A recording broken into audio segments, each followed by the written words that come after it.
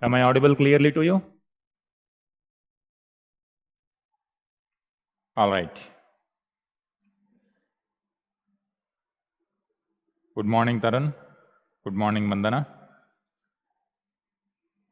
Today we will continue Mahajanapadas.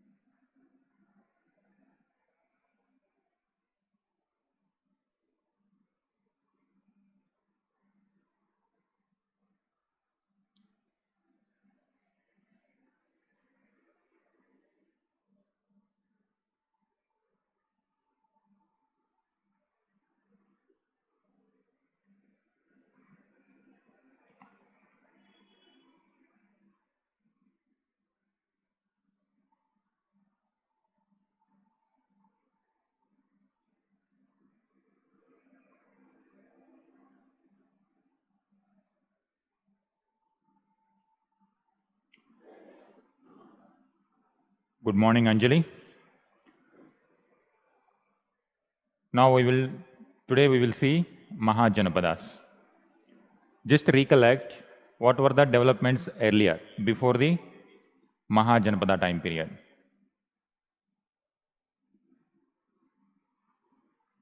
Anytime as a history optional student, suppose if you are studying Mauryan history, you should have just some idea about what happened before Mauryans.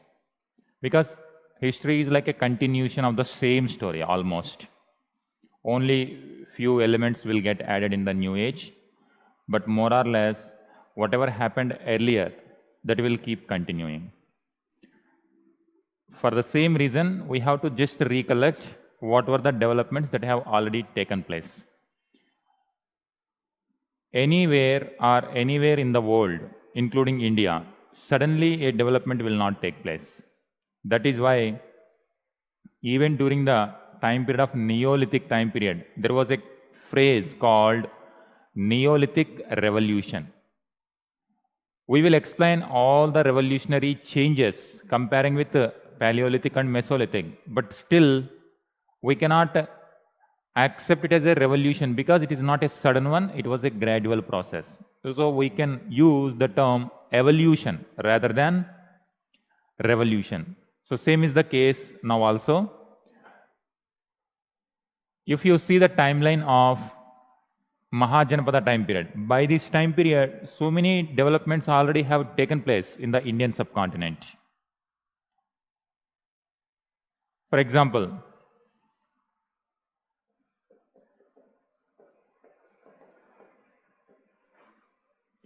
you make this timeline.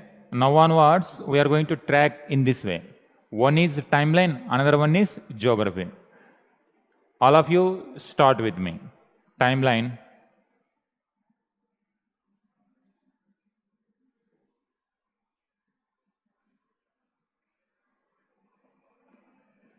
This is the time scale. In this time scale, now we are here, 600 BC, and we are going to track the developments till 300 BC. Before 600, let us consider 1000 BC, and before that 1500 BC, and here I will write 2500 BC.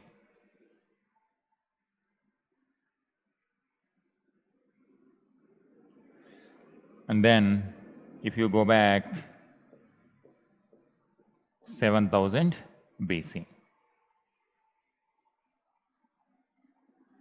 This will help us in understanding how our Indian society, economy, religion, administration, everything is evolving over a period of time.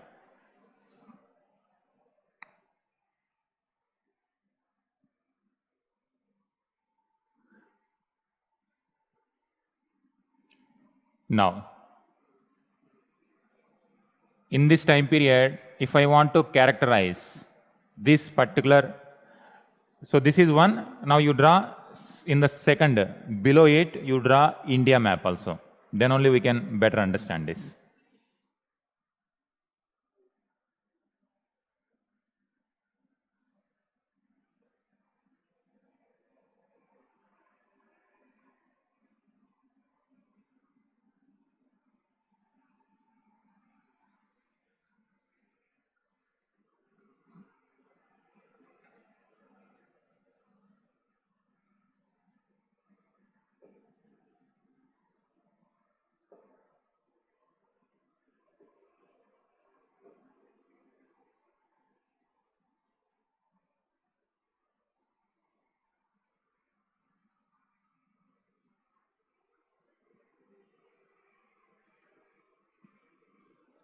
All of you, draw this.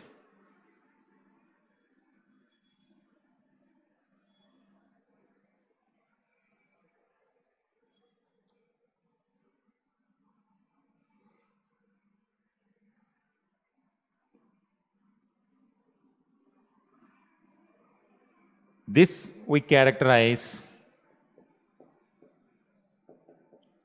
Neolithic, Chalcolithic phase in the evolution. Now, after this, 2500. Now, suppose if you take in between 2000 BC also, we have Harappan, some part is mature Harappan, some part is late Harappan. Once again, in some other parts of the country, Chalcolithic is continuing, and even in certain places, Neolithic settlements are continuing. This is how it's happening. Now, when it comes to 1500 to 1000 BC, early Vedic period in northwestern part. But in other parts, Chalcolithic, Neolithic.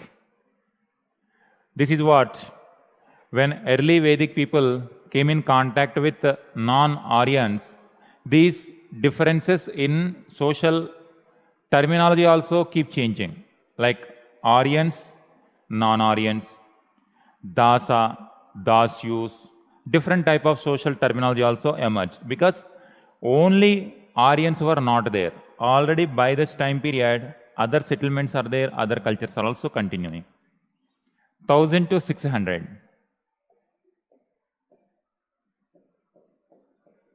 Later Vedic, Gangetic Valley. The main focus.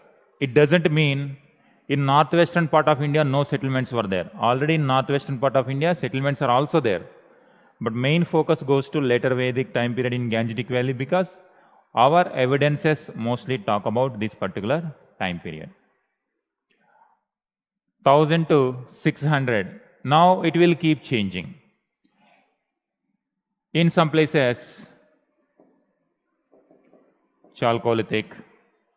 In some places, we call these people megalithic, because our Indian subcontinent is very big.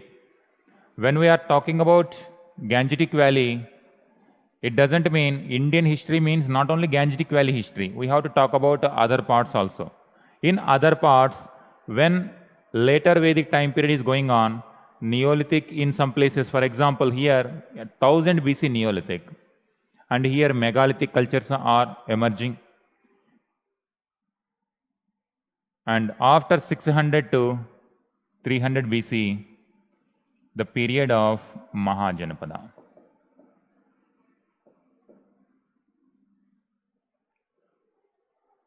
Mahajanapadas, and when it comes to down, while Mahajanapadas, by this time period, most of Mahajanapadas are going to concentrate in the Gangetic Valley or above Vindhyas. In Deccan also, there is one Mahajanapada. And when you go down, again, megalithic cultures will continue.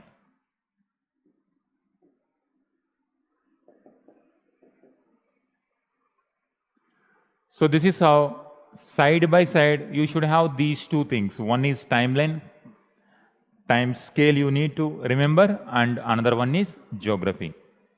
We should be very particular about if you are talking about Harappan, to which location you are talking. And when you are talking about Indus Valley civilization, you also need to talk about in this geographic location what is happening, in this geographic location what is happening.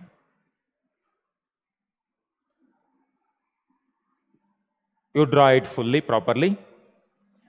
Now this is what for every time period we are going to track like this.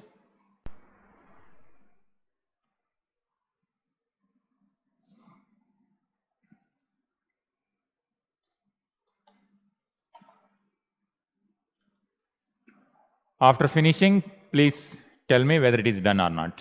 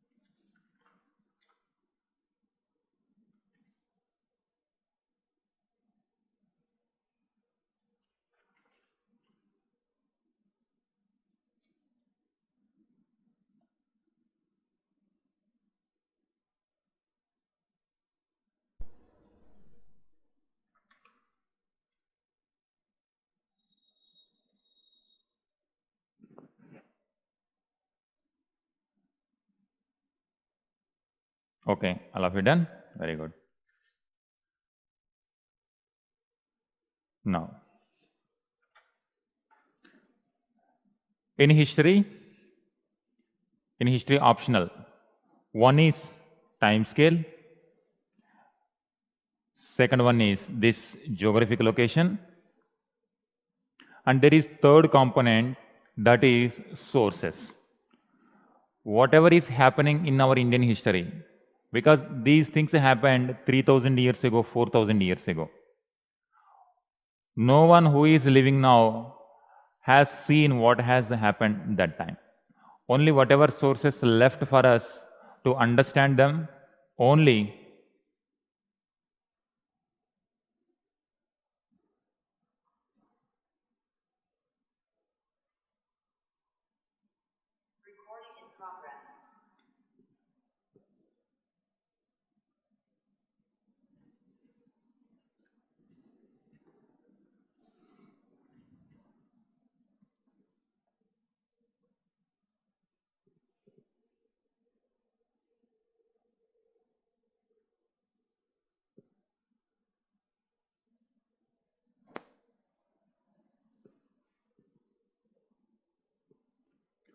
so sources. This is very important component when it comes to our history optional. Next, you give this sources.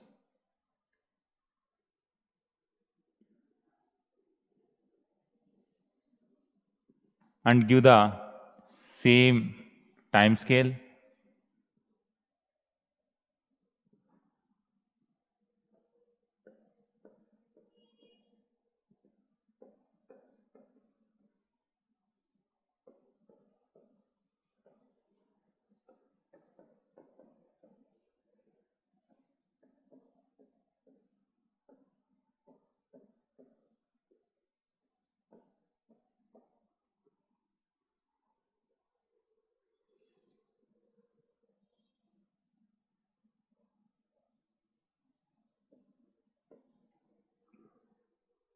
What type of sources we have? If you see the syllabus, when it comes to sources, UPSC clearly mentioned sources means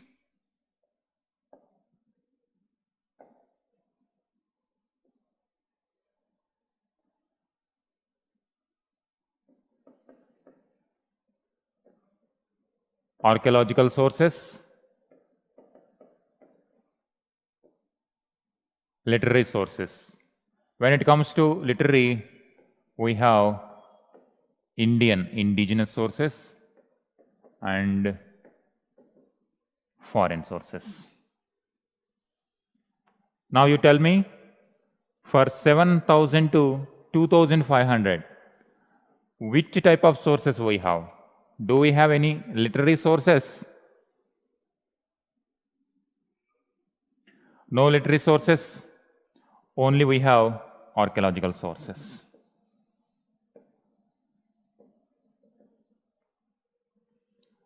From 2,500 to 2,000, do we have any literary sources?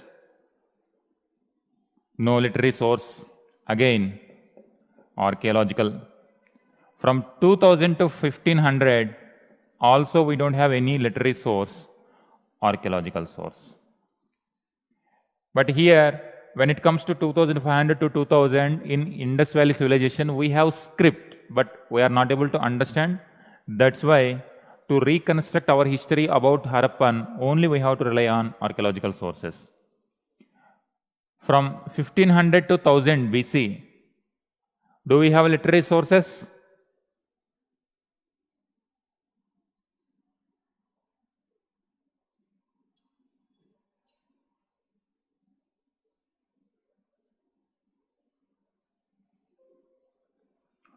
What literary source we have between 1500 to 1000 BC? Rig Veda. We have literary source. Now you need to understand this geography. We are talking about Indian history. That means we should know about the people who are living here, who are living here, who are living all the places. This Rig Veda literary source talks about this particular geographic location. What about the rest of the people? How do we know about them? What is the source to understand these people for this particular time period? Archaeological sources. That's why when it comes to this particular time period, Rig Veda is for northwestern part. To understand about rest of the part, again, we have to depend on archaeology. From 1000 to 600 BC, what sources we have? Literary sources. Later Vedic texts.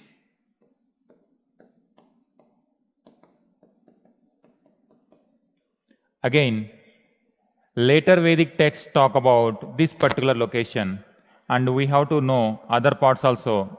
We have to depend on archaeological sources.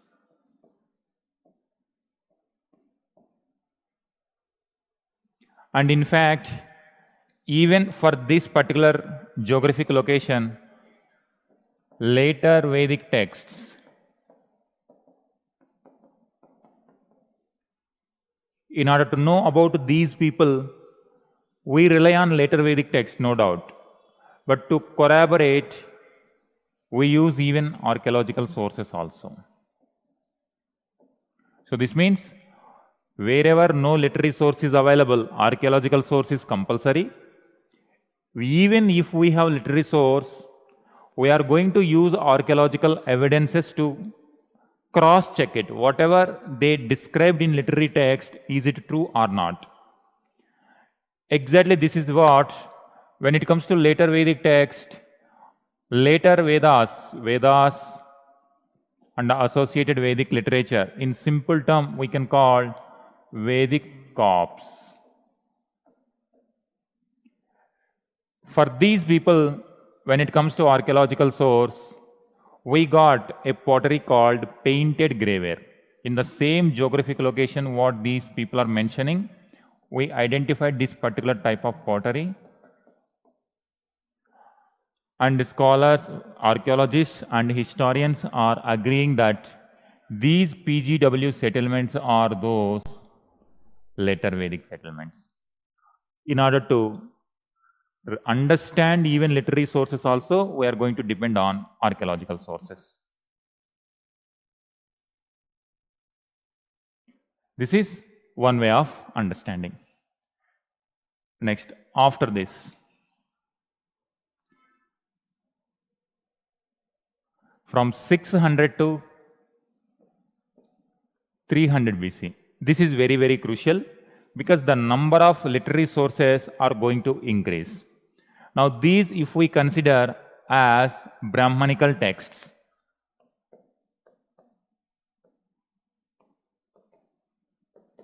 literary source Brahmanical texts, and by 600 BC or 500 BC onwards, new religions, Buddhism, Jainism also emerged, and Buddhism, Jainism became so famous that so much literature evolved around these religions. That's why Buddhist literature. Now you see this. Whatever texts are saying, we have archaeology as the reference to know whether it is true or false. When it comes to this particular time period, now whatever Brahmanical texts are saying, whether it is description accurate or not, we can corroborate with Buddhist texts. And the same is the case, Jaina literature. On top of it, we have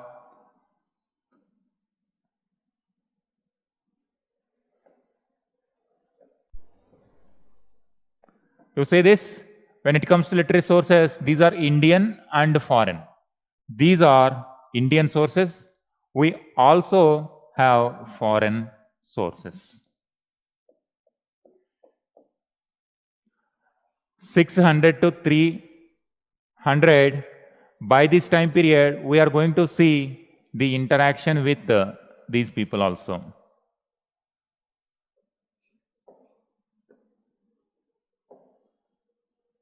By 500 BC, by 320s, in 500 BC, Iranian, like Magadha Empire is about to emerge this side, in this side, Achaemenid Empire.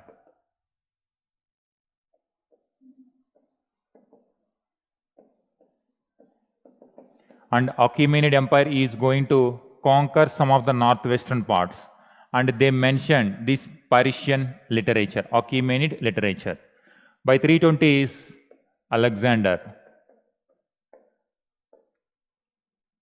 Greek accounts, Persian accounts, Greek account. For this part of Indian subcontinent, we get some information about from foreign sources. And on top of it, we have archaeological sources. Are you clear up to here with respect to sources? Any doubts?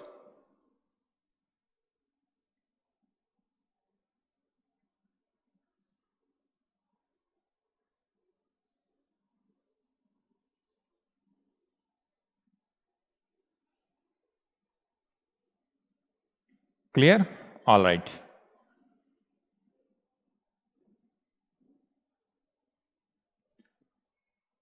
This is how, when it comes to sources, always, if you have good idea about the sources, your quality of answering history optional is going to be very good. That's why always try to remember these sources. One is timeline. In case of general studies, you don't need to worry about all these things. But for history optional students to get scores beyond 300, in ancient India, these are the three components which are very, very crucial. One is timeline. This will give you the continuity of the developments. Second one, geography, in which location these developments are taking place. Third one, the sources. Whatever we are talking about, how do we know that later Vedic people lived only in Gangetic Valley? How do we know that Rigvedic people or early Vedic people lived in northwestern only? Why are not we saying that early Vedic people lived somewhere here, later Vedic people somewhere lived? We are not saying that. Why? Whatever sources we got, that sources are giving clear indication that early Vedic people lived in this location and later Vedic people lived in this location. That is why sources are very, very crucial to understand their life society.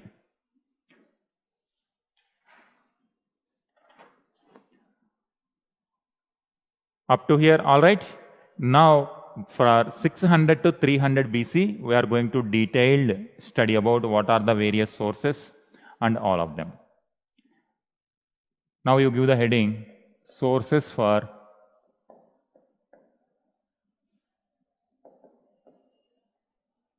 Mahajanapadas.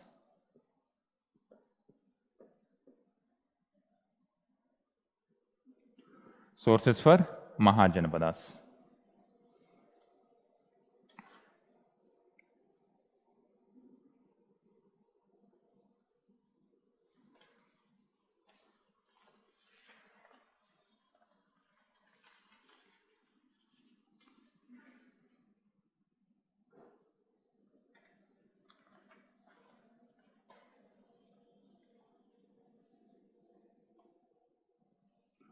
And now, for this,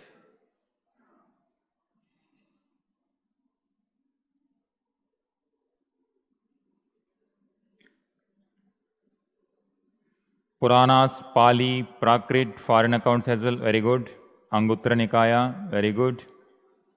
So these sources we are going to study now.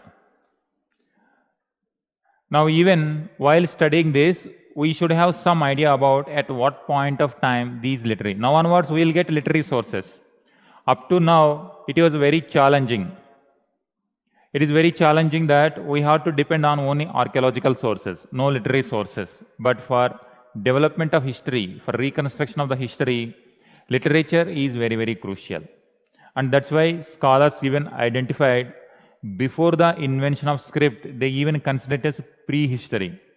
But the right term is pre-literate history, because history means study about the past of human beings. Literary sources are not there for some point of time. It doesn't mean there was nothing happening when it comes to human evolution. That's why pre-literate history, but some scholars even consider as prehistory. That means history and writing both go together. That is the significance of writing. Now you give me this one. Now we are doing 6th century. 600, 5th century, 500, 4th century, 400 BC, 3rd century, 300, 200, you can say 1,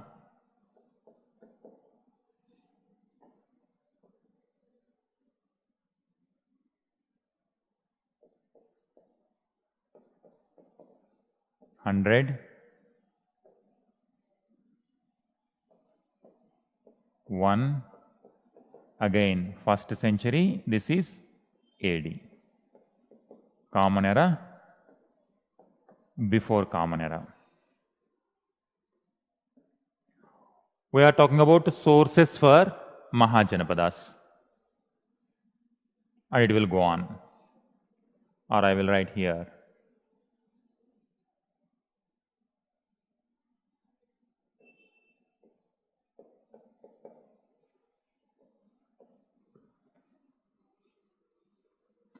Sources for Mahajanapadas.